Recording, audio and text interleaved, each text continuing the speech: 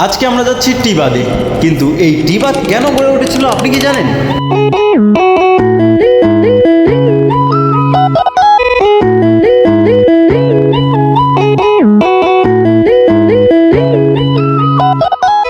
মূলত বাংলাদেশ পানি উন্নয়ন বোর্ড রাজশাহী কর্তৃক নির্মিত ১ নং গ্লোয়েন টিবাদ। এই টিবাদটি মূলত নির্মাণ করা হয় যাতে রাজশাহী শহরের মধ্যে নদী ভাঙনের প্রকোপে ভাঙতে ভাঙতে যেন এই দিক ভেঙে না যায়, নদী ভাঙন আটকানোর জন্য এই টিবাদ তৈরি করা হয়। তবে এই টিবাদ এখন হয়ে উঠেছে সবার প্রাণকেন্দ্র। এখানে প্রতিদিন সকালে বিকেলে প্রচুর লোক হয়।